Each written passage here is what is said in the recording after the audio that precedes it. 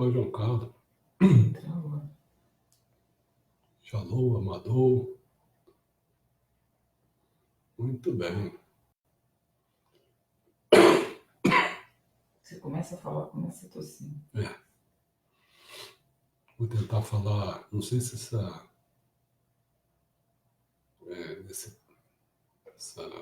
amplitude de voz aí, se eu falar muito, sim, aí eu começo a tossir. Então, Quer que eu leia?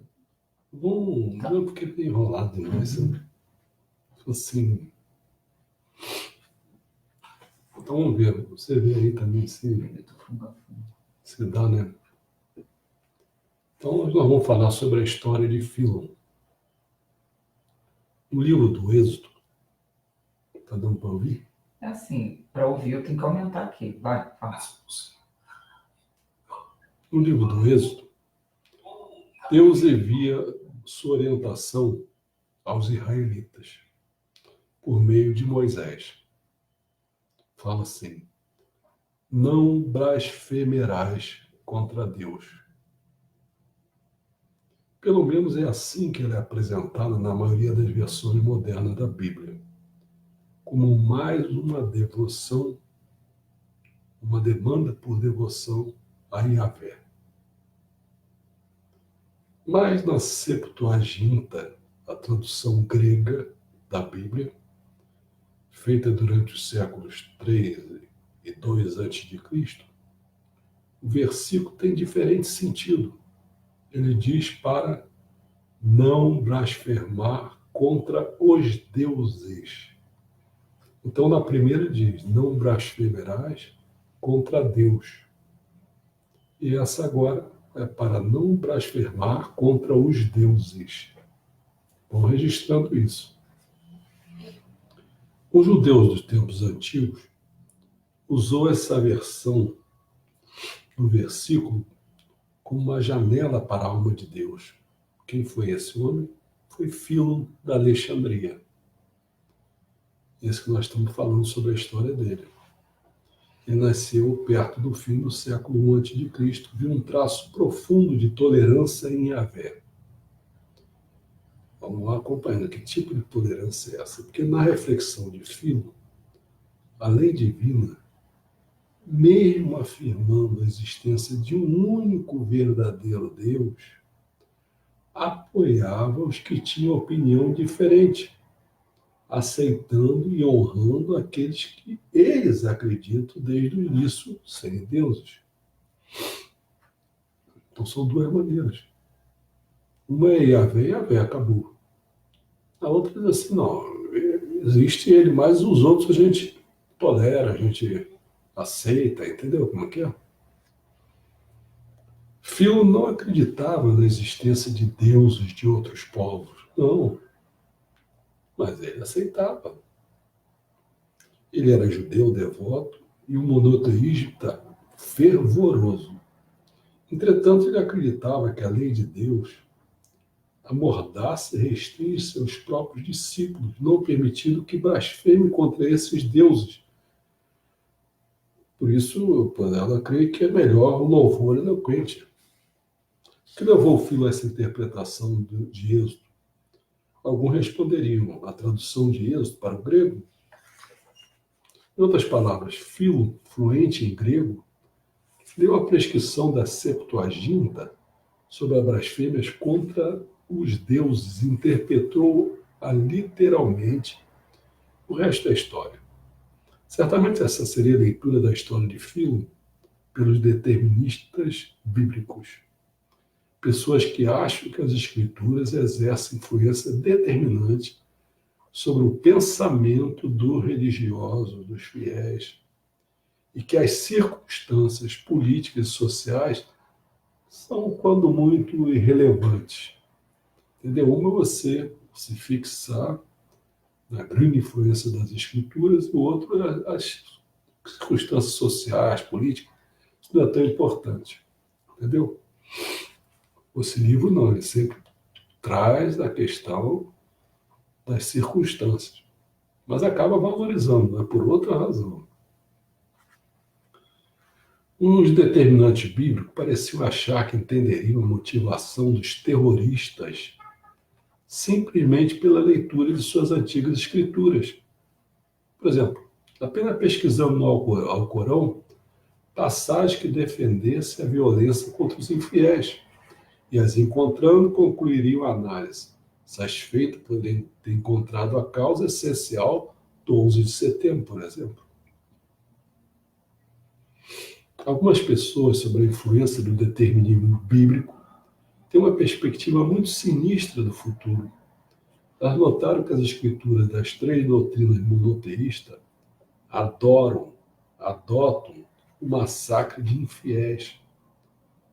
Se essa escritura tiver a palavra final em um mundo com armas nucleares e biológicas, veremos uma matança que fará as cruzadas parecerem coisa pequena, minúsculas.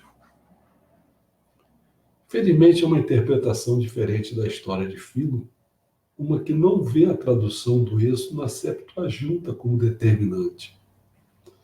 Talvez tenha havido fatores que o motivaram a buscar e esclarecer esses temas.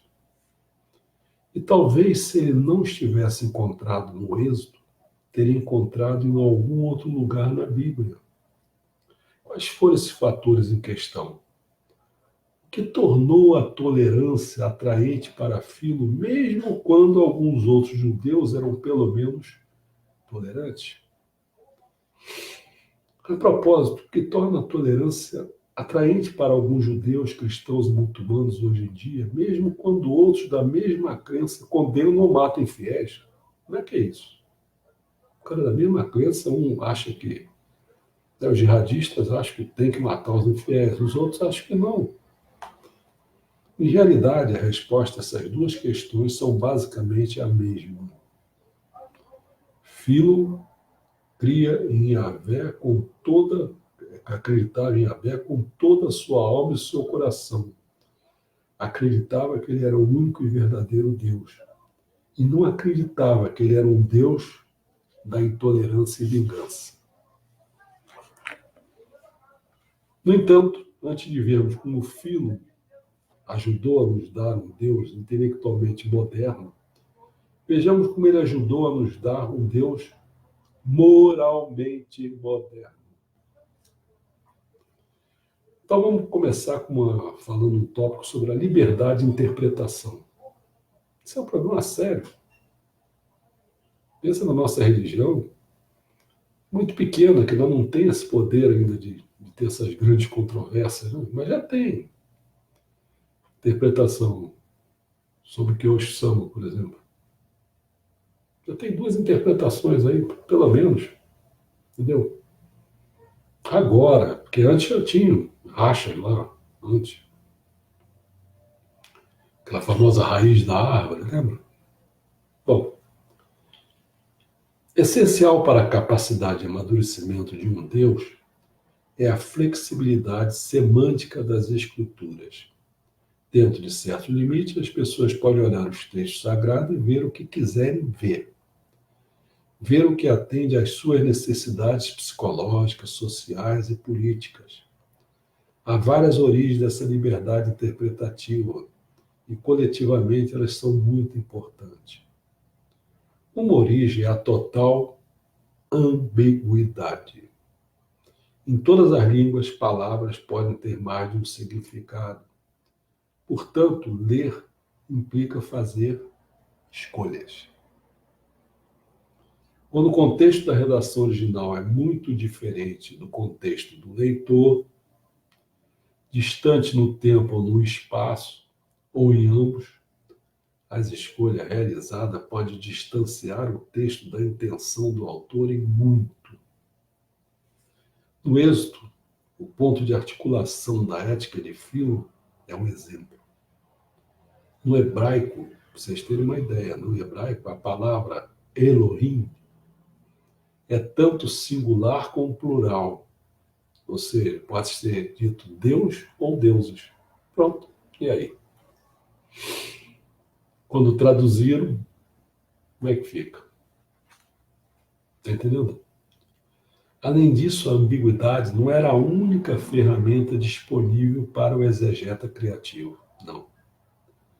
Outra, outra ferramenta é a retenção seletiva.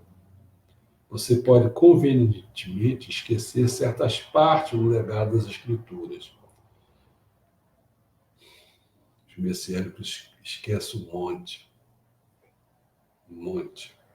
Um crucial que eles têm que responder, essa é a coisa, salvar só o indivíduo ou a sociedade também.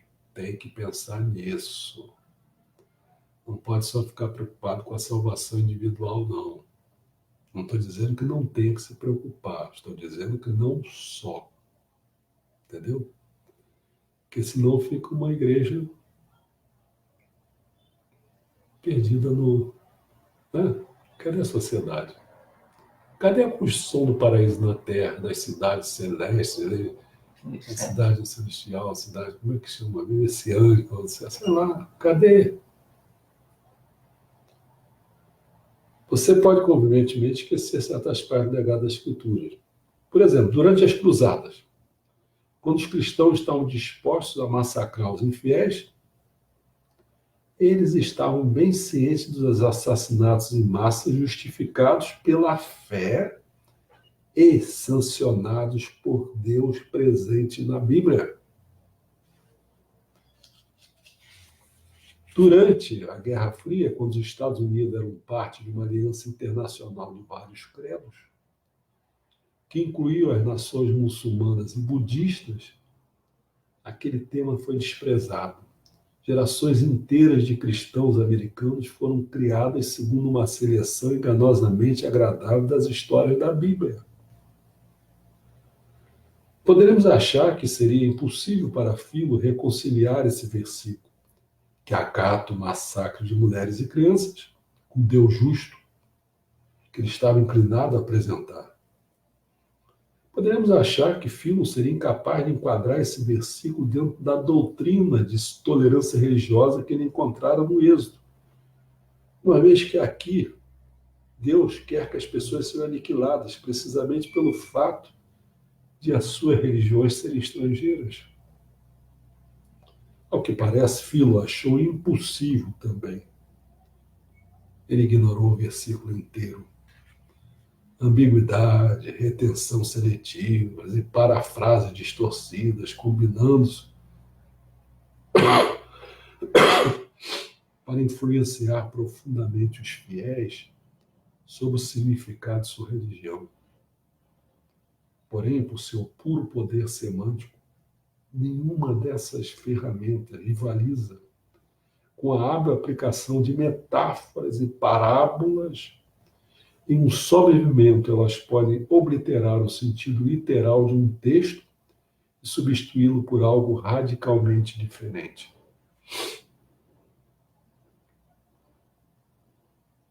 Se vocês tivessem assistido aí, não sei quem assistiu, o cara chamou o Moro de ladrão, e depois a Grace Hoffman diz que ela assim, como se fosse assim, tá vendo? Eu sempre tive certeza que ele era ladrão, coisa desse tipo assim. Olha, que loucura é essa, cara? Tem gente que acredita. Desse modo, alguns hinduístas do século XX, liderados por Gandhi, removeram o tom bárbaro da primeira cena de Bhagavad Gita, que descreve Deus Krishna encorajando os fiéis a massacrar, sem remorso, o inimigo e mesmo seus parentes que estavam do outro lado, porque ele tinha que cumprir o Dharma. Na verdade, disse Gandhi, toda essa cena bélica era uma metáfora para uma guerra interior. O jihadista também fala muito isso, quando um diz que a guerra é contra os infiéis lá fora, a jihad, o outro diz, não, a guerra é aqui dentro, do interior. Um vai para um lado, o outro vai para o outro. A guerra contra o nosso lado obscuro, a guerra para cumprir nossas responsabilidades e viver corretamente. De modo semelhante, alguns muçulmanos dizem que a luta, representada pela palavra jihad, deveria ser entendida como uma luta interior, não uma batalha militar contra infiéis. Quando afirmo, lembra-se daquela terrível cena bíblica em que o Yahvé, aparentemente vingativo, afoga o exército egípcio no Mar Vermelho. Quem não conhece? Abriu, o povo judeu libertado ia passando por lá. Quando passou, aí o exército vinha atrás deles, aí fechou, aí matou todo mundo. Deus vingativo, afogou o exército egípcio no Mar Vermelho. Philo suaviza o episódio interpretando basicamente como uma parábola metafísica. O cativeiro no Egito representava a escravidão de uma pessoa aos impulsos do corpo físico, enquanto a fuga do Egito representava a liberdade, a passagem para o reino da orientação espiritual. E ali aquele mar, aquela abertura do Mar Vermelho, era essa liberdade, essa passagem para o mundo espiritual. Nesse sentido, os egípcios buscando o último fôlego seria uma metáfora para o fim da armadilha da alma. De acordo com Philo, quando o êxito regozija, ele lançou ao mar o cavalo e o cavaleiro, o senhor é um guerreiro. Está louvando Deus por subjugar os apetites básicos do corpo. Philo não está dizendo que a história não aconteceu, mas parece sugerir que a lição principal a ser tirada é de transformação interior, e não de um massacre mundano, da fuga aos impulsos animais, e não de manifestação deles. A destreza demonstrada por Philo tem sido empregada por pensadores de todas as grandes religiões do mundo. Isso explica a grande diferença de opiniões teológicas e morais dentro de uma mesma crença. Diferenças de época para época, de lugar para lugar, de pessoa para pessoa. Então, por que algumas pessoas às vezes escolhem a paz e a tolerância e outras não?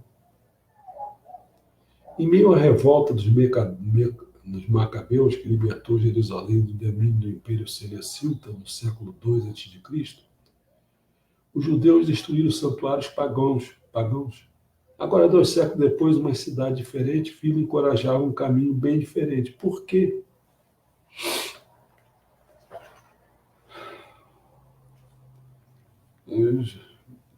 Essa questão é nossa também, meus amigos. A questão é nossa. Como é que você vai resolver isso? Só tem um caminho. Você só pode entender as coisas, entendeu? Como você está entendendo com interpretações, com essas coisas todas, depende do seu nível espiritual. Se você for aumentando cada vez mais você se aproxima da verdade, vai se livrando das pseudo-verdades. Você tem que começar a ganhar uma inteligência, galgando uma inteligência. Vai sair da superior, vai pela sagrada, tem que passar para a divina. Ali você pode entender as coisas. Enquanto isso, vai batendo, bate para lá, bate para cá, pensa uma coisa, é outra, não sei o quê. Por isso que você tem que se aproximar das pessoas com maior nível espiritual. Elas é que podem explicar a vocês as coisas. O grosso não vai poder falar nada. O grosso nem fala, nem pensa sobre isso. Está entendendo como é que é difícil? Estou tentando passar para vocês assim como quem quiser crescer realmente, começa a procurar as coisas do maior nível possível. Não perca o tempo. Você vê um petista, um pissolista, uma pessoa que seja messiânica, ainda é petista e pissolista, meu amigo, chega, não tem nível. Não tem nível. Ainda vai seguir uma Grace Hoffman, vai seguir um Freixo. Eu vi a última entrevista dele com um camarada, dando dados falsos. A maior cara de pau, dizendo assim, não, e querendo dizer que o outro é que não tinha os dados. Quer dizer, um cara ardiloso, pô. Você messiânicos seguindo um cara desse? Espera aí. Nossa Senhora. Falar sobre a vida de Filo. Filo viveu em mundos sobrepostos, étnica e religiosamente. Ele era judeu. Politicamente, ele viveu no Império Romano. Intelectual e socialmente, seu mundo era basicamente grego, embora Alexandria fosse no Egito. A camada superior da sociedade era, em sua maioria, grega. Um legado da fundação da cidade por Alexandre o Grande, no século IV a.C. E havia os egípcios de maioria numérica, embora não influente. Nossa Senhora, você viu o pobre coitado que está metido? Ele era judeu, viveu no Império Romano, intelectualmente diz que é grego. Tudo bem, é grego, intelectualmente é, mas está na Alexandria, que é no Egito. O Egito, numericamente, eu estava lá. Só eu te dei 4 para ele ter jogo de cintura para poder mexer nessas 4 coisas. Filo nasceu em uma família rica e influente. Manter esse status significava, antes de tudo, ter boas relações com os poderes existentes, políticos, romanos e gregos de classe alta. Não é uma tarefa delicada. As pessoas ricas e poderosas manterem boas relações com outras pessoas ricas e poderosas. No entanto, o fato de Filo ser judeu complicava as coisas. O monoteísmo dos judeus era um incômodo ocasional para os politeístas locais, especialmente nos tempos em que os líderes romanos, declarando-se como divinos, exigiam devoção. Essa era uma exigência contra a qual os judeus devotos se viam obrigados a resistir. E essa resistência alimentou o antissemitismo entre os gregos e egípcios. Hoje é a mesma coisa, cara. Desde criança, eu estou exagerando, sempre achei o seguinte: o judeu se diz que é o povo eleito. Mas seria o básico. Não, se ele é o povo eleito, os outros são o quê? Aí, o antissemitismo, para começar a criar, já está bom, de bom tamanho. E se ainda por cima eles começam a dominar a economia, não sei o quê, o cinema, tudo, aí o pessoal se revolta, pô. Aí vai dar um Hitler. E eles têm que se armar cada vez mais para não serem tomados. É um ciclo vicioso, desgraçado, pô. Tudo quando você começa, que é essa questão que está aí. Eles estão metidos numa questão que é essa. É claro, você sempre poderia abjurar o seu judaísmo. O sobrinho de Filo, por exemplo, escolheria essa direção e alcançaria grande poder, tornando-se o quê? O sobrinho dele se tornou o governador do Egito. Era judeu. No meio dessa confusão, o sobrinho dele, espertão, para lá e para cá. Mas Filo era muito religioso e, portanto, tinha que reconciliar seus vários mundos. Ele tinha de preservar a viabilidade do seu mundo judaico e a integridade da sua fé judaica, mesmo dentro dos mundos grego, romano e egípcio. Não era tarefa para qualquer um. Imagine tentar explicar ao imperador nada mais, nada menos do que Calígula. Calígula se considerava ele mesmo um ser divino. Por que você preferiria que as estátuas dele não adornassem as sinagogas de Alexandria, para não dizer o Templo de Jerusalém?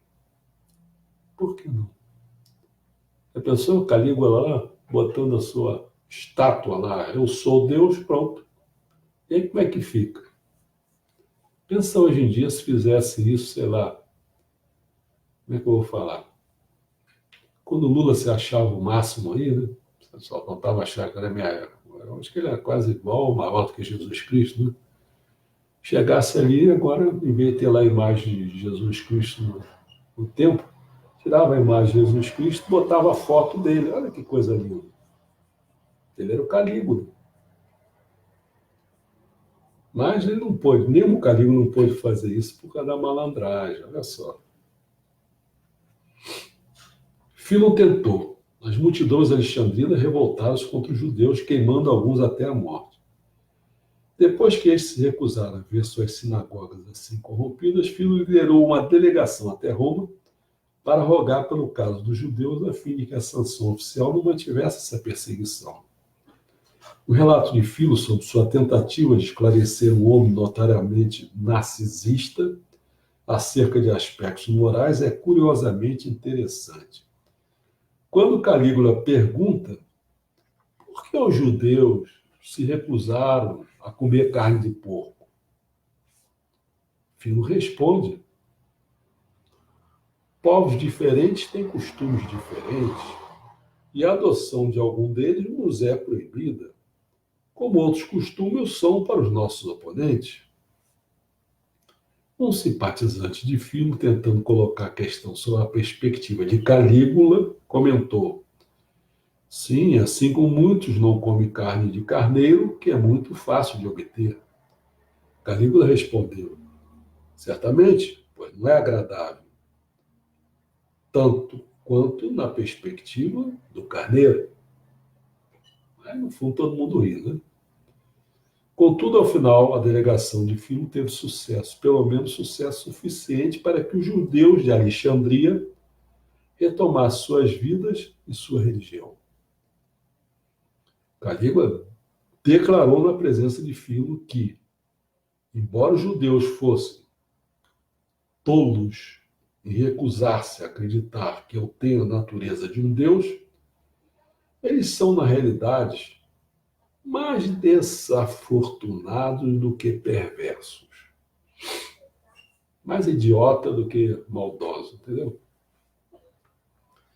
A sanidade de Calígula já foi muito debatida, mas naquele momento, pelo menos, ele estava sendo racional. Essa tolerância relutante faz sentido. Quaisquer que fossem as diferenças teológicas entre Calígula e os judeus, seu relacionamento com eles era, na verdade, de soma não zero. Os dois lucravam. Eles eram um povo produtivo e pagavam seus impostos. Deixar os alexandrinos matá-los seria, portanto, um prejuízo econômico líquido. E mais ainda, uma perturbação da ordem social que poderia se mostrar contagiosa, incitando judeus e ou Filo. Certamente a violência era uma proposição prejudicial. O que deveria valer? Viva e deixe viver? Era lógico para os dois pontos de vista. E a lógica, nesse caso, pelo menos, venceria. Enquanto que o Calígula foi o ponto mais alto da carreira política conhecida de Filo, mas seu contexto social de soma não zero seria durante muito tempo o contexto da vida de Filo. A situação dos judeus em Alexandria era precária e ter a permissão de praticar o monoteísmo era uma façanha por si só. Se eles exagerassem e fossem vistos como agressivamente intolerantes, seu status mudaria de minoria tolerada para o de inimigos odiados. Esse problema de imagem estava claramente na mente de Filo, quando ele adotou sua interpretação do Êxodo, lembra? Sob a luz da tolerância expressa nesse versículo, ele perguntaria: como as pessoas podem alegar que o judaísmo tem a intenção de destruir os costumes de outros povos? De fato, Filo aproximar-se da expressão a lógica de soma não zero e sua doutrina de tolerância, como esperaríamos de alguém que viveu quase 2 milênios antes da invenção da teoria do jogo. Intolerância, ele assim via, geraria mais intolerância, e o resultado seria perder. Por mais ilusórios que possam ser os deuses pagãos, os que neles creem não são pacíficos ou se harmonizam com aqueles que não aceitem de bom grado sua opinião. Isso é o começo, é a origem das guerras. E afinal, para nós a lei, a Torá, descreveu a fonte da paz como a bela posse.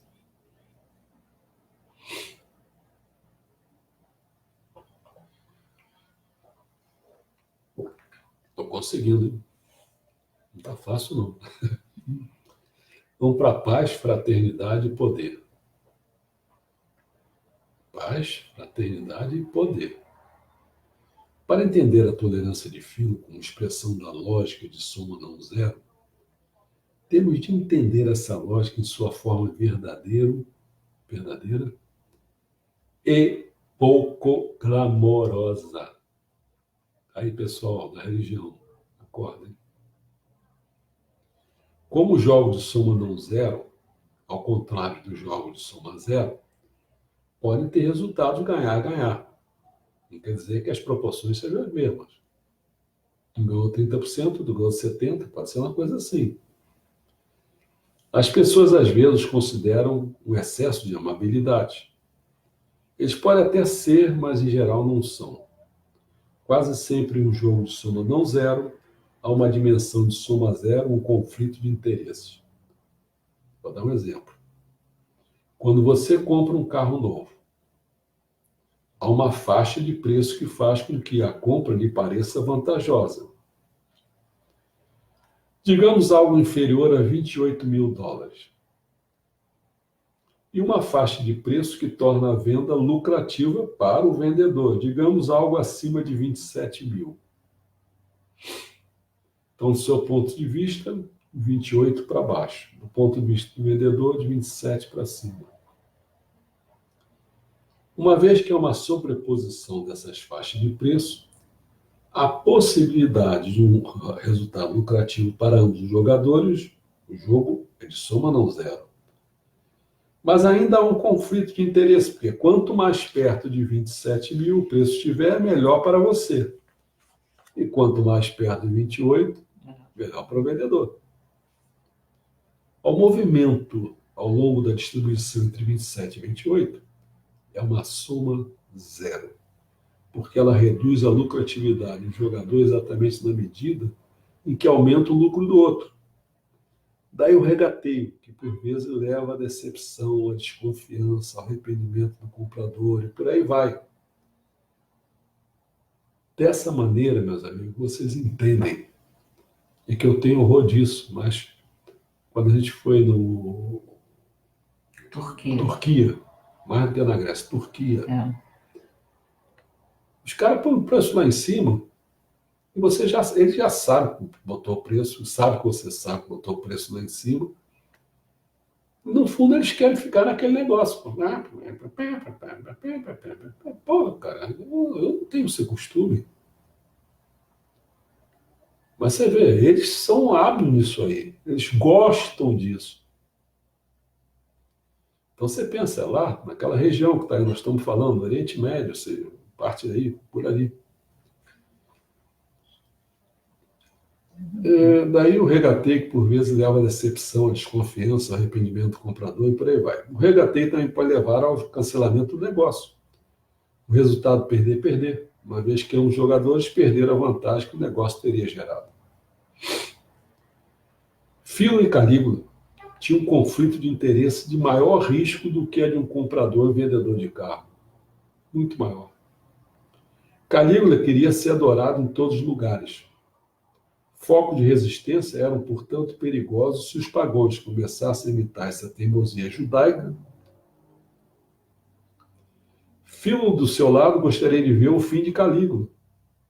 Outros imperadores haviam sido mais tolerantes que os judeus. Entretanto, embora tanto Calígula como os judeus preferissem que o outro não existisse, procurar realizar esse desejo tinha uma desvantagem proibitiva. O resultado provavelmente seria perder. Isto por si só, a possibilidade do resultado perder, faz o jogo de ser de soma não zero. Afinal, um resultado que seja negativo para ambos os lados não resulta em zero. Há uma correlação entre os lucros dos jogadores, mesmo que seja para pior. Além disso, evitar uma perda dupla, pelo menos em termos relativos, um tipo de ganho duplo. O impasse nuclear de décadas durante a Guerra Fria era, assim, uma soma não zero. Não porque cada ano em que se evitou uma guerra nuclear tinha trazido ganho mútuo e tangível, mas por quê? Se o jogo tivesse jogado de maneira diferente, ele poderia trazer perda mútua e tangível. E aqui também a dinâmica de soma não zero traz um tipo de tolerância, embora o Ocidente e o Oriente considerassem um ao outro como mais ou menos perverso. Nenhum dos dois tentou eliminar o outro. Por exemplo, Coreia do Norte e os Estados Unidos. Está lá. Claro que os Estados Unidos têm um poder 1 milhão de vezes maior do que o da Coreia do Norte. Mas a Coreia do Norte já está jogando seus foguetinhos, já está indo mais longe, entendeu? Então, no mínimo, o que poderia acontecer? Claro, a Coreia do Norte seria extinta.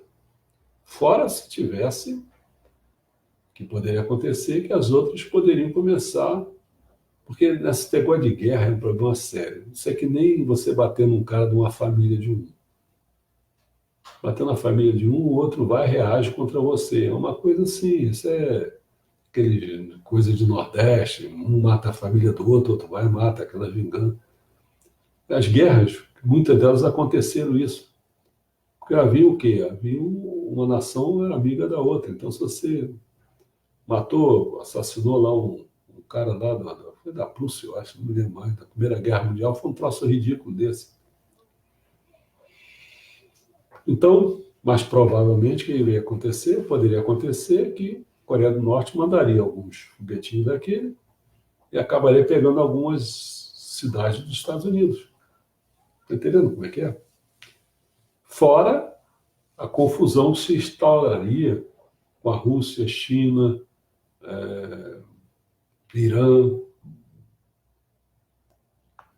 fora o terrorismo no mundo. Bom, da mesma forma, a doutrina de tolerância de Filo não significava que ele aceitasse os deuses pagãos ou que acreditasse neles, ou mesmo que ele simpatizasse com os pagãos. Havia pelo menos um pagão, Calígula, que ele odiava. Voltando à questão original, por que Filo defendia a tolerância, enquanto os judeus em Israel, 2 séculos antes, despedaçavam ídolos pagãos? Talvez simplesmente porque os judeus em Israel, 2 séculos antes, achavam que podiam fazê-lo sem represálias. E estavam certos. As rebeliões contra os soberanos imperiais foram bem-sucedidas. Possivelmente Filo, naquela posição, teria feito o mesmo. As circunstâncias mudaram, meus amigos. Essa conclusão pode parecer desanimadora. Ela parece excluir o aperfeiçoamento do aperfeiçoamento moral, tornando a tolerância uma manobra tática.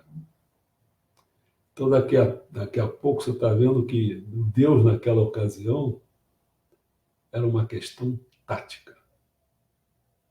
Se era ser monoteísta extremado, ou se era ser um monoteísta meia-boca. Afinal, esse Deus era único, era supremo ou não era? E aí? Como se atingiu uma ideia de realmente quem é o Deus Supremo? Quer que Meixo Sama fala? Não lembro as palavras exatas, mas a ideia é o seguinte: até o momento, até os dias de hoje, as pessoas vieram adorando Deus, mas ele está tão distante do Deus verdadeiro, não é isso que ele fala? Tão distante. Então a pessoa ainda está adorando um Deus lá de baixo, que não tem nada a ver, mas o nível espiritual dele não. A religião em que ele está metido também não dá condições dele ir para frente.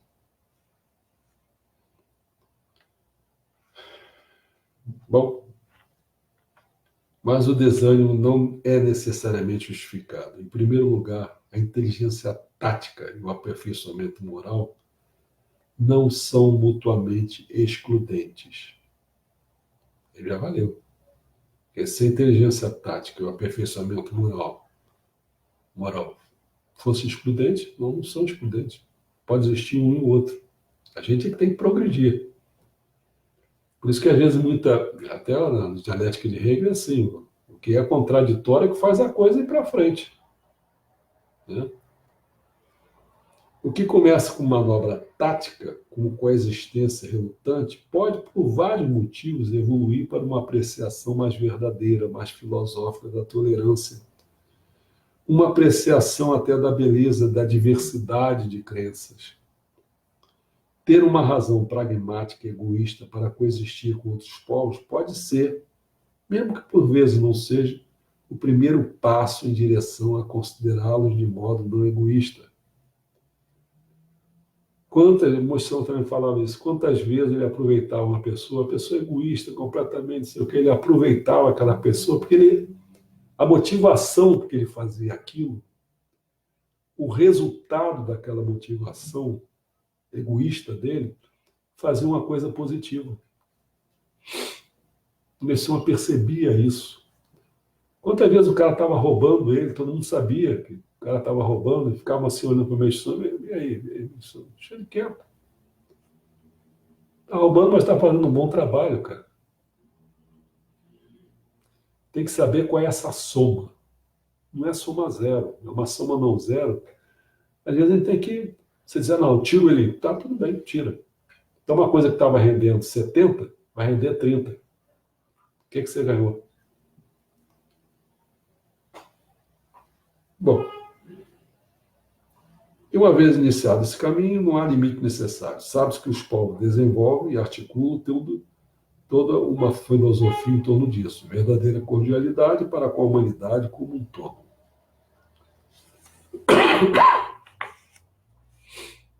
Falar sobre Ruth e Jonas.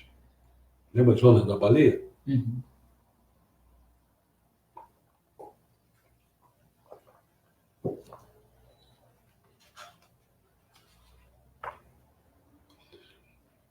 O Yahvé das Escrituras exibe constantes manifestações de amadurecimento moral. Lembra que no primeiro encontro nosso eu falei que eu tinha que falar sobre a soma não zero e falei sobre a verdade moral. Eram duas coisas que a gente tem que... Volta lá naquele vídeo lá e você vê. O Yahvé da Escritura exibe constantes manifestações de amadurecimento moral. Livro de Ruth, situado próximo do fim da Bíblia hebraica, oferece uma revelação surpreendente. Sabe quem era? O rei Davi, o grandioso de Israel, não era etnicamente puro. Como? Sua bisavó Ruth não era só estrangeira, mas uma estrangeira cujo país natal incomodou Israel durante séculos. Ainda era como se fosse inimiga, né? Que era uma Moabe. Uma interpretação do passado multiétnico de Davi, a de que o amor de Deus ultrapassa as fronteiras étnicas, está disponível a todos que o adorem, se sobressai nos detalhes da história de Ruth. Ruth, a Moabita, como ela é chamada, é aceita em Israel depois de afirmar sua fidelidade a Yahvé e provar sua bondade por meio de trabalho árduo e afabilidade. Um homem israelita, depois de conhecê-la e a sua história, declara: que o Senhor te retribua pelo bem que fizeste e recebas uma farta recompensa do Senhor, Deus de Israel, sob cujas asas vieste buscar refúgio. Então, facilitando esse processo, ele se casa com ela. Como explicar esse espírito, inclusive, do livro de Ruth? As teorias divergem. Alguns estudiosos acham que ele foi escrito após o exílio, que seu pano de fundo é o casamento interétnico. Quando os exilados da Babilônia retornaram a Israel, depararam-se com muitos casamentos entre judeus e gentios, o que motivou discussões sobre sua conformidade. Na doutrina judaica, as forças contrárias ao casamento entre etnias prevaleceram ao final, mas o livro de Ruth, afirma os estudiosos, é um legado literário das forças a favor desses casamentos. Se o próprio Davi defende um casamento misto, o autor de Ruth dizia: claro que o casamento interétnico não pode ser um pecado. Outros estudiosos dão ao livro de Ruth uma origem anterior, talvez próximo da época de Davi e Salomão. De acordo com a Bíblia, Israel empregava então muitos estrangeiros como trabalhadores em projetos reais e mercenários no exército. Talvez o argumento prossegue. O tema editor da tolerância interétnica, presente ao livro, pretendesse validar o intercâmbio estrangeiro sob um aspecto econômico. Deixa lá o cara no exército, tal, não sei o quê, está fazendo. Mas o aspecto econômico. E a questão. Vamos voltar à questão religiosa. Veja o que essas duas teorias compartilham. A lógica da soma não zero. Quando o estrangeiro concorre em trabalhar para as elites de Israel, estas e aquelas veem vantagem no relacionamento. Quando os estrangeiros israelitas se casam, o casal pretende obter vantagens mútuas do relacionamento. Em ambos os cenários, as histórias que reforçam a amizade interéticas, como o livro de Ruth, poderiam facilitar o jogo de soma não zero em questão. Em ambos os casos, israelitas que se beneficiassem do jogo poderiam estimular a narração de tais histórias. Que Ruth, a Moabita, devesse ao final ser bem recebida no cano judaico, trata-se de um tributo ao potencial evolucionário da moralidade. Também promissor é o livro de Jonas. Provavelmente escrito depois do exílio, como Ruth, então, admitindo ao cano judaico. Se pedimos às pessoas que relatem um fato notável sobre Jonas,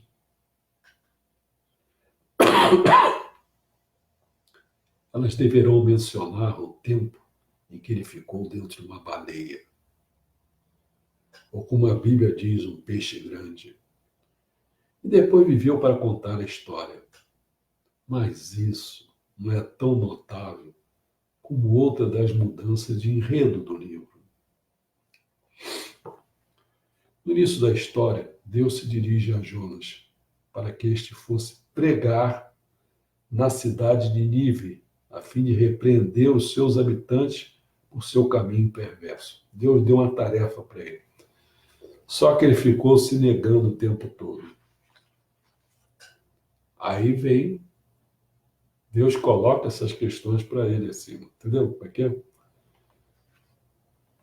Então, eu vou passar um pouco, porque está ficando muita coisa.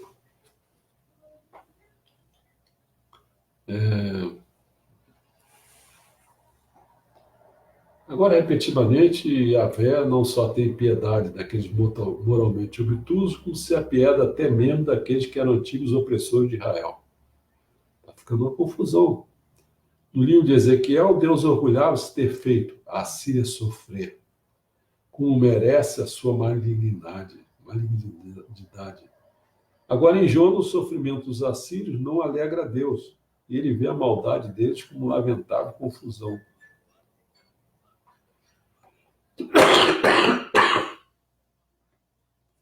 Esse é um Deus capaz de um amadurecimento radical?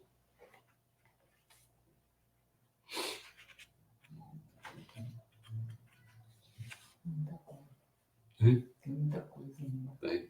Vamos lá devagarinho.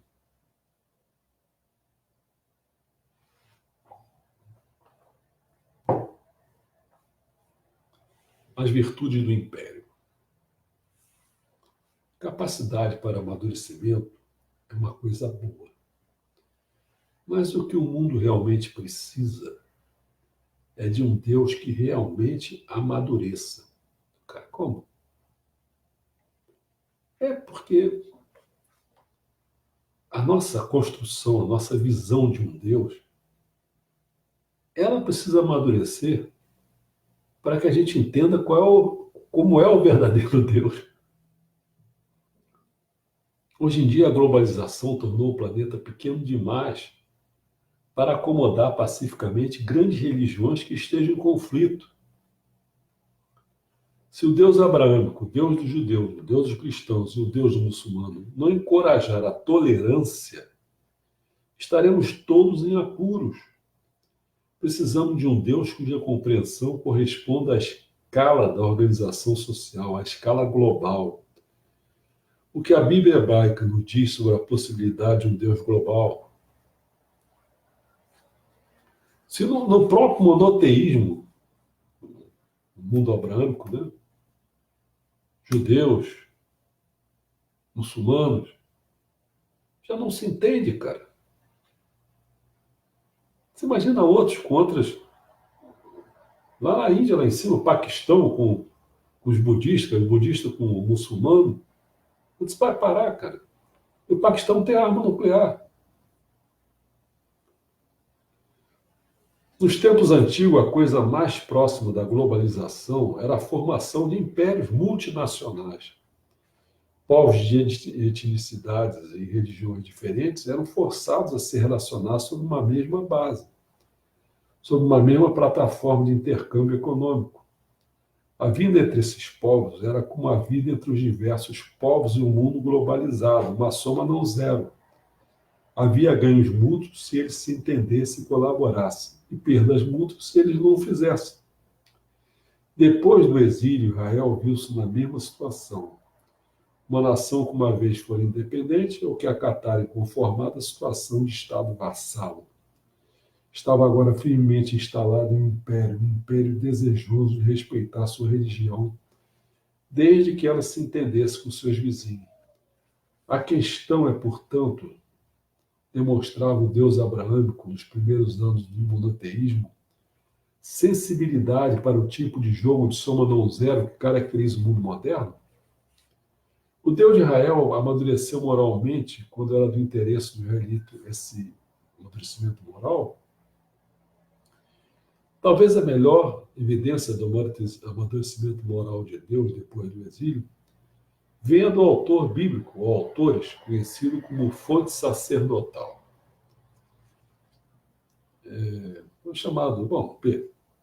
Foi escrito durante ou logo após o exílio, possivelmente nas duas épocas. Vamos pegar essa. O exame da visão do mundo dessa fonte sacerdotal sugere que o império podia de fato expandir os horizontes morais. Para começar, é mais inclinada que essa fonte sacerdotal, ele é mais inclinada do que os autores bíblicos anteriores a dizer que muitas nações, e não só Israel, figuram diretamente nos planos de Deus. Epa! Cadê o povo eleito daqui a pouco? Nos textos pré-exílicos, há relatos de Deus prometendo a Abraão que grandes acontecimentos estariam à espera de seus descendentes. Eles seriam muito e trariam boas coisas à terra. Porém, a única referência a uma entidade política real citada por Abraão está no singular. Farei de ti uma grande nação, te abençoarei e exaltarei o teu nome. De acordo com a fonte sacerdotal, a promessa de Deus a Abraão é um pouco diferente.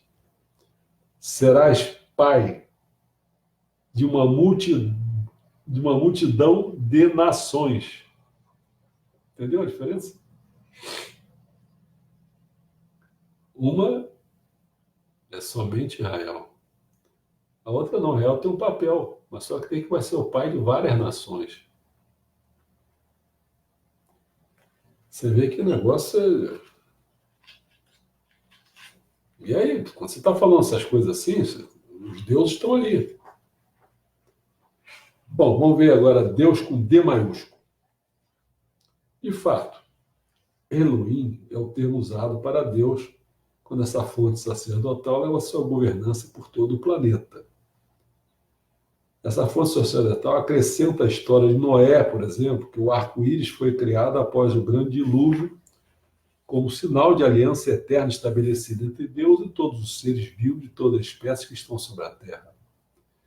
E a palavra usada para Deus nesse trecho é Elohim. Assim também o é na fonte sacerdotal, quando o primeiro livro da Gênesis, Elohim abençoa toda a espécie humana e lhe dá a custódia da terra. Meus amigos, se vê 3 nomes diferentes para Deus.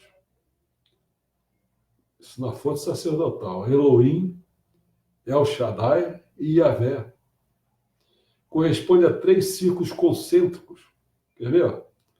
Essa fonte sacerdotal descreve um círculo do mundo sobre o qual Deus se apresenta como Elohim. Um círculo do mundo. Elohim. Quando você vai fazer um círculo para dentro desse círculo, um círculo abraâmico, no qual Deus está relacionado com El Shaddai. E mais lá dentro, aí que vem o Yahvé. Finalmente, um círculo israelita, dentro do qual Deus pode ser invocado por seu nome real e de culto Yahvé. Yahvé dentro de El Shaddai dentro de Elohim. Aí você vai pensar assim, pô, mas caramba, é a mesma história na nossa. Vamos lá? Kanzeon Bosatsu. Vamos fazer o equivalente? O equivalente a ele seria o Yahvé. Por que razão? Porque logo no início até começou a falar, quando fez uma sociedade lá, como é que foi a igreja, era Canon do Japão. Depois ele viu, não pode ser isso, tem que ser uma coisa mundial. Aí já teve que passar por uma divindade maior. Então, de Kanzeon Bosatsu, vai para Komi-Nyorai, depois vai para Oshin Miroku, depois vai para Meishu Sano. E o que muita gente ignora ainda é o Kunitoko no Tachi no Mikoto.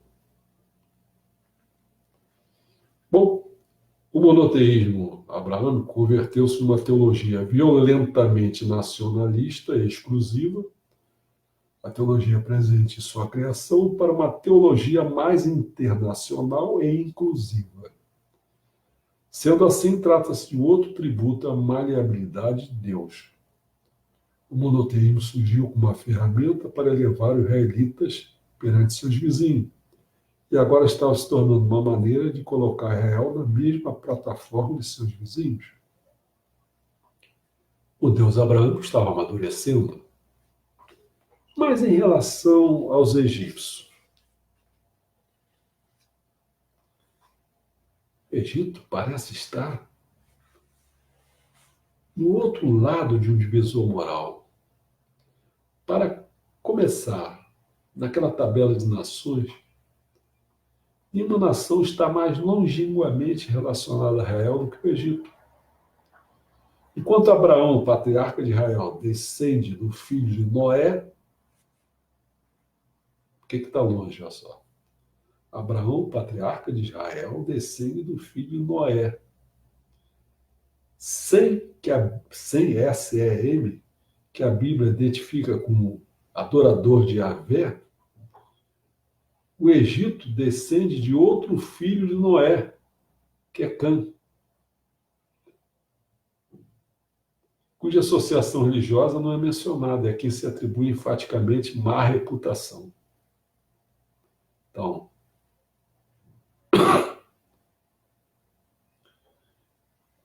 Sem de um lado, Cã do outro.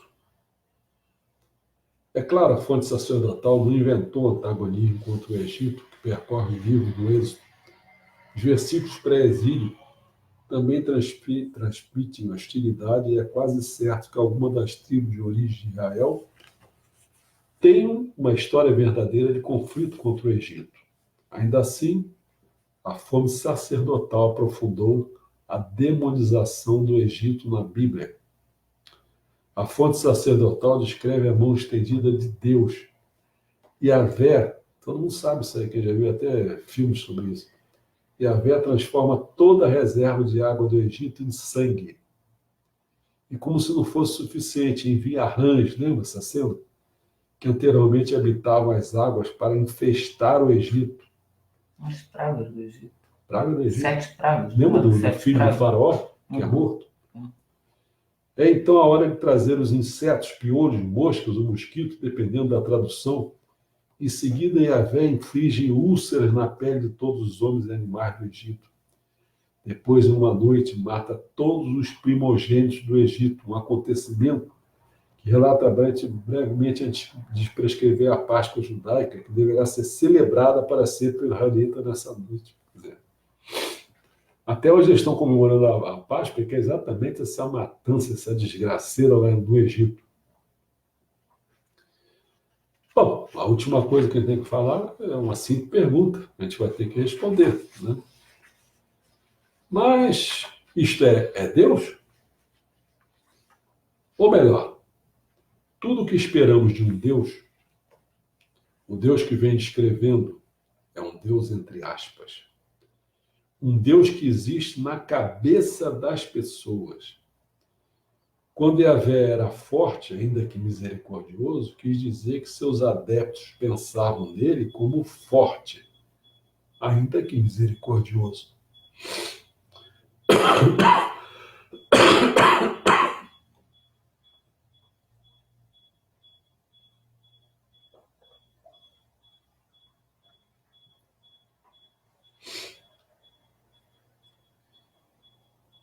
Não existe nenhum motivo especial para acreditar que havia um Deus lá fora que correspondesse a essa concepção interna.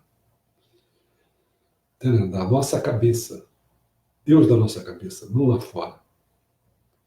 Da mesma forma, quando digo que Deus demonstra progresso moral, o que realmente estou dizendo é que a concepção das pessoas acerca de Deus move-se em uma direção moralmente progressiva. Está dando para entender?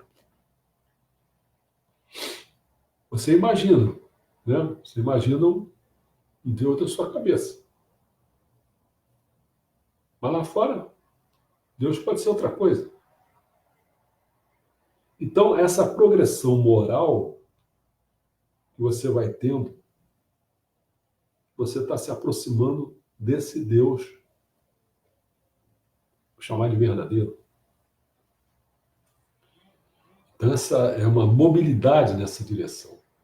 É claro, do ponto de vista do devoto tradicional, esse é que é o problema, o devoto tradicional. Isso não é um pensamento animador.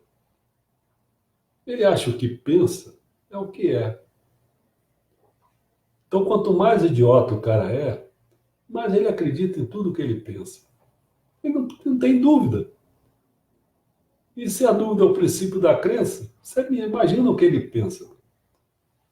Quando um cara está cheio de certeza, meu amigo, você sai de perto. O efeito no conjunto, a perspectiva que estou expondo, parece uma piada do tipo boa e má notícia para cristãos, muçulmanos e judeus tradicionalistas. A má notícia é que o Deus que você pensava ter nascido perfeito, na realidade nasceu imperfeito. A boa notícia é que esse Deus imperfeito não era um Deus mesmo, mas só invenção da sua cabeça, da imaginação humana. Obviamente, para o fiel tradicional, as duas são más notícias. Não é? No entanto, os fiéis tradicionais entram nesta conversa com uma elevada expectativa, a de que uma teologia antiga que se formou milênios antes de a ciência começar a revelar a natureza do mundo possa sobreviver incólume à análise crítica moderna. Atualmente há pessoas que se diriam com orientação religiosa, ou pelo menos com orientação espiritual, para não pedir muito. Elas nasceram em um mundo científico que parece não oferecer nenhuma sustentação em particular à busca espiritual, e ficariam contentes com a prova de que essa busca não é vã, afinal. Elas são um pouco como Fyodor Pavlovich e os irmãos Karamazov, quando seu filho ateu lhe diz que não existe Deus nem imortalidade, ele reflete taciturno. Não há absolutamente nada, então. Porém, ele continua energicamente. Talvez exista alguma coisa. Qualquer coisa é melhor que o nada. Se poderia caracterizar como evidência de um propósito superior em ação neste mundo? Se poderia caracterizar como evidência de um propósito superior em ação neste mundo? Em primeiro lugar, uma direção moral da história. Se a história conduz naturalmente a consciência humana em direção ao aperfeiçoamento moral, ainda que lenta e irregularmente, isso seria a prova de que há algum sentido nisso tudo. Pelo menos seria mais prova do que a outra opção. Se a história não mostrasse uma direção perceptível, se mostrasse uma direção descendente, a humanidade como um todo se tornando mais obtusa moralmente, mais vingativa e intolerante. Ou para trazer a questão de volta para o contexto presente, na medida em que Deus amadurece, isso é evidência. Talvez não evidência sólida, mas alguma evidência de um propósito superior.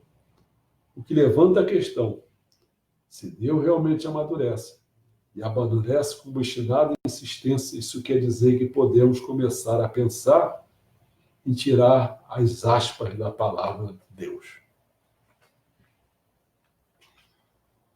Interessante, não? Acho que assim dá para a gente dar uma refletida. Assim, acho que é muito...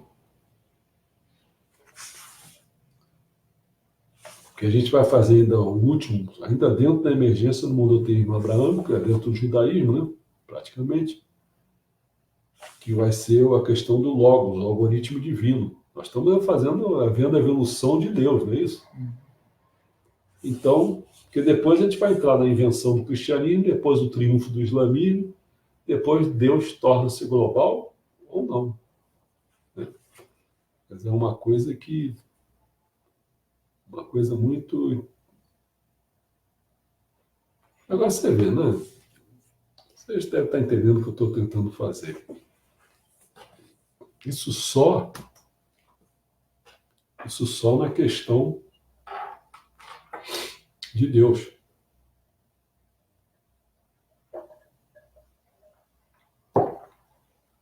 Eu já fiz a questão do homem.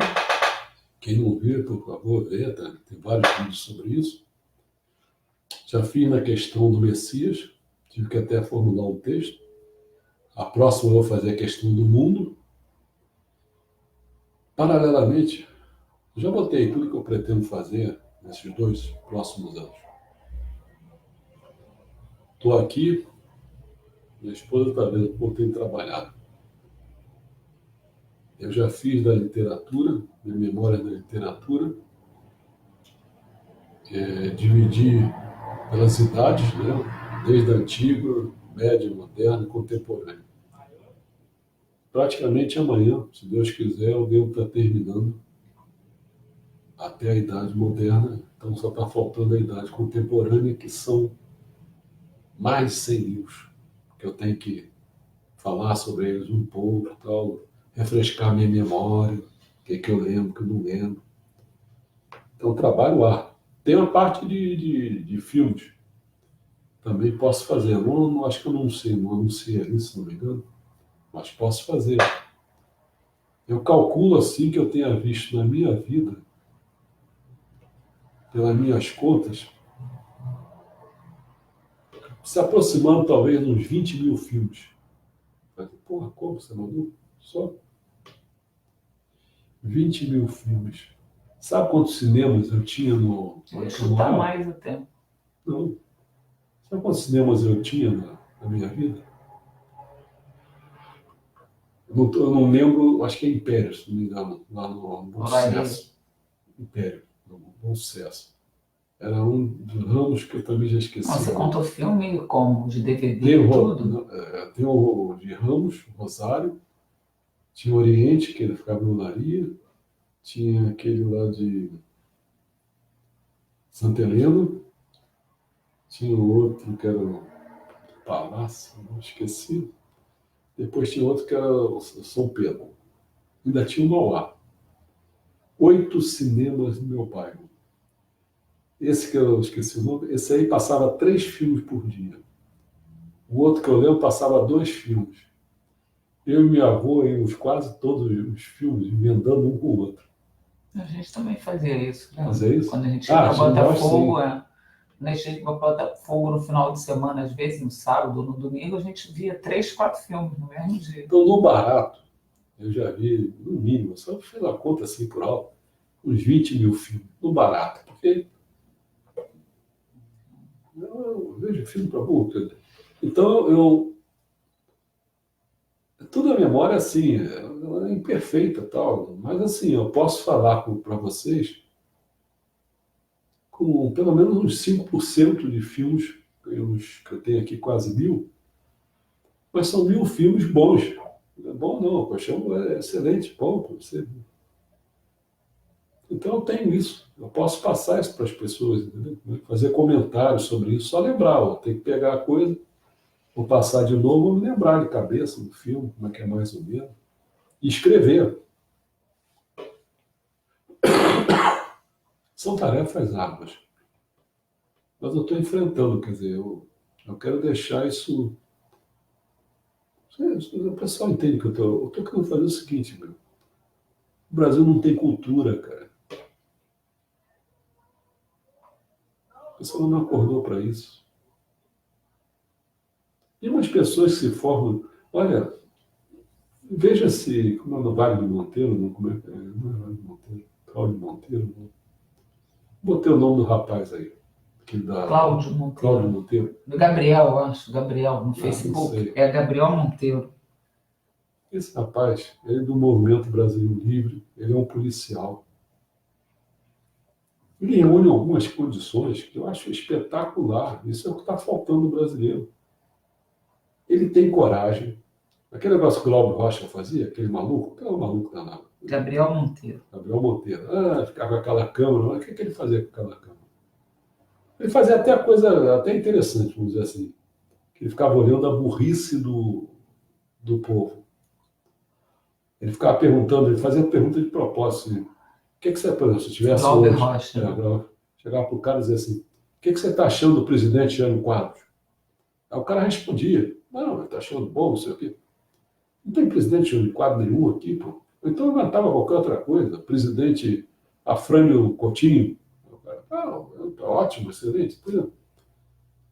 E esse, o Gabriel, ele faz um troço mais complicado, porque ele vai no meio dos esquerdopatas. Uhum. Então, esse negócio que eu falei há pouco do Freixo, nossa senhora, ele foi lá e ele desmente o cara. Ele faz pergunta. Aí os caras querem bater, não querem não, às vezes batem nele. E ele não esconde não, eu sou policial mesmo. Mas ele é inteligente, é sagaz, ele sabe fazer as perguntas, sabe botar a pessoa em saia justa, entendeu? Então ele vai nesses lugares, o cara corajoso, e o cara que, no fundo, ele revela, ele foi na UF, meu amigo. Vejam lá, senão eu vou ficar contando muita coisa, uma faixa que botaram lá, um vigarista, mas o mais importante,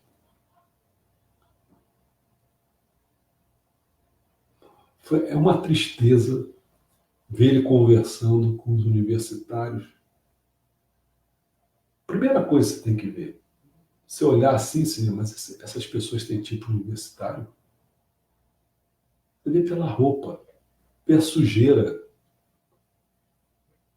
vê o raciocínio. Como é que aquele pessoal pode estar na universidade, cara? Vê esse Gabriel Monteiro, está lá no YouTube. São vários vídeos dele. Você vai ficar olhando assim, mas como? Ele faz perguntas, as pessoas não sabem responder, só falam palavras Lula livre, essa besteira toda, entendeu? É a mesma coisa dos pissolistas. Pissolista eu antigamente chamava de puxadinho, não vou chamar de puxadinho, sabe o que eu vou chamar ele? De genérico. Um troço de baixo nível, menor custo, entendeu? Porque é um vagabundinho. O Charles, eu queria voltar um pouco à questão que você colocou do salvação do homem e salvação da sociedade, né? Porque a gente entende que o homem é um sujeito inserido numa sociedade. Na medida que ele se torna uma pessoa melhor, ele pode melhorar a sociedade. né? Está fazendo parte dele, certo? Isso, está fazendo a parte dele. Tem que fazer isso. Mas isso hoje eu entendo que não é suficiente, que a sociedade está muito contaminada. Mas quando você volta na linha do tempo, a gente também vê, né? Que assim, todo o tempo a sociedade esteve muito contaminada, pelo menos no tempo que a gente conhece, né? Eu não, assim, por mais que a gente estude, visualize, vislumbre muito para trás, fica muito distante para a gente ver uma outra era da luz, né? Porque já foi há muito tempo. Então, que a gente estuda, que está mais perto da gente, é aquela Idade Média, com barbáries, né? Com coisas, não sei o quê. Então, você vê que a sociedade estava podre, continua, né? Então, assim, o que de fato a gente pode fazer. O homem a gente entende, né? Cada um se melhorando, né? Procurando evoluir enquanto pessoa e tal, pode ser um elemento de luz no lugar que ocupe na sociedade. Isso é primário. Isso é primário. Agora, o que de fato a gente pode fazer para quebrar essa sociedade que está podre, entendeu? E aí eu entendo que é um momento que a gente tem que partir, ver se é isso, assim. É um momento que a gente tem que partir para uma coisa que a gente vem conversando, até porque a gente vem vivenciando uma situação aqui no nosso condomínio, que é um pequeno Catar, né? Que a gente tem que ter tolerância zero mesmo. Para algumas coisas, né? Para a sociedade poder se enquadrar, cara. Porque senão não dá. Senão não dá. Como é que pode? Eu já sabia que eu ia responder uma coisa, mas como que pode o cara chegar sem argumento nenhum, chamar o Moro de ladrão? Sim, sim. Chamar a mulher dele. Peraí, cara. Ah, não, mas é que ele tem foro privilegiado. Peraí. Até onde que vai esse foro privilegiado? Você tem que receber, no mínimo, uma reprimenda forte de um conselho que tem lá de ética. Mas vou fazer isso não, porque é grupinho. Bom, mas eu te respondi isso. Eu vejo assim, por exemplo, tirando essa questão política, né, colocando assim, por exemplo, Singapura, que meu irmão mora lá, minha sobrinha mora lá e tal. É uma multa altíssima para quem joga chiclete na rua. Né? Um exemplo assim, bobo. Bobo, mas não é bobo. Porque se você pensar, a rua é para ser um ambiente aprazível, que todo mundo circula, um lugar bonito, que é um lugar de todos, né? Então não é para ter chiclete grudado na rua, não é para ter cocô de cachorro jogado na rua e tal. E a outra coisa que eu pensei agora, perdi. O exemplo de Singapura, o outro exemplo que eu já perdi. Vai. Vou no radical. Radical é o seguinte. Pessoal, acorda tudo que eu vou dizer. Hein? Quantos estão no mesmo tópico do que eu? Quantos estão no mesmo tópico que eu? Isso não quer dizer que não possa vir a ser. Fazendo um paralelo, eu diria o seguinte. Eu já dei... Foi esse último, quando disse assim, ó. Todos, nessa era do dia, deverão atingir o estado de Kenjutsu.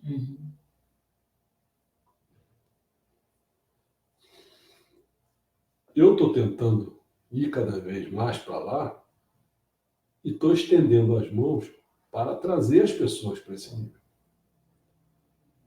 Porque a questão é a seguinte: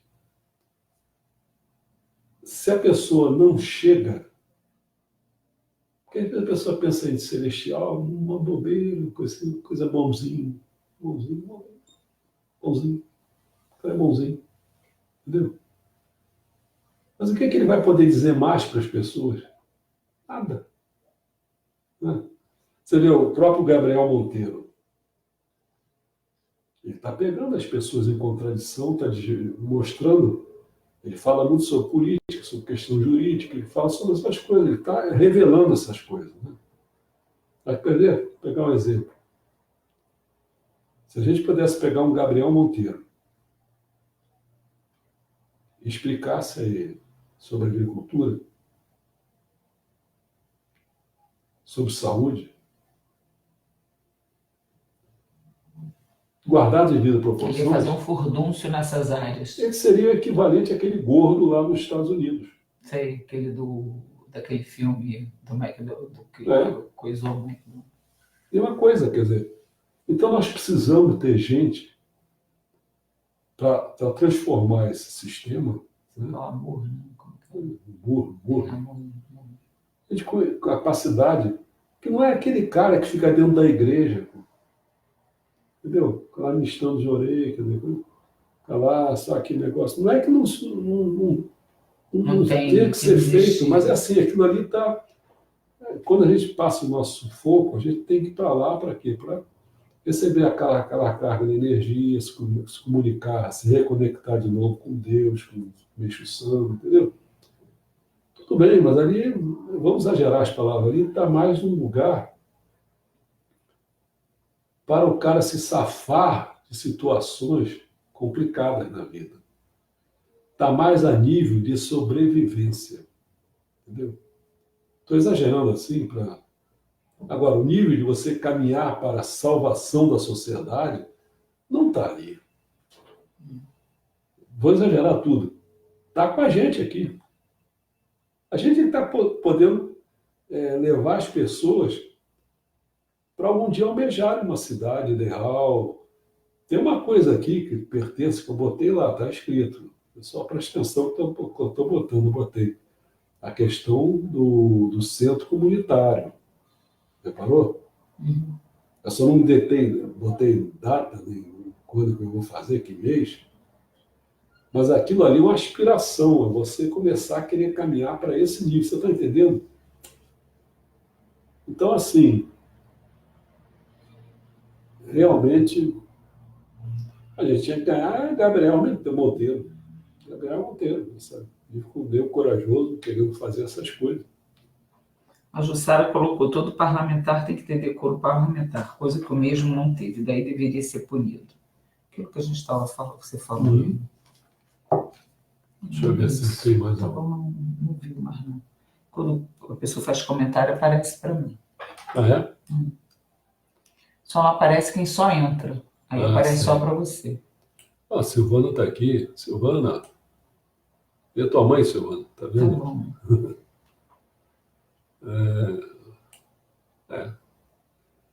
Tudo bem, então. Semana que vem, eu espero já estar. Melhor. Porque, graças a Deus, eu estou bem. Porque Desde domingo, hoje você melhorou. Embora a tosse ainda. Porque esse negócio de melhorar ou piorar depende do significado, né? Vou tentar falar para você o seguinte: olha, você repara só, velho quase não tem gripe. Repara só, não tem. Mais ou menos.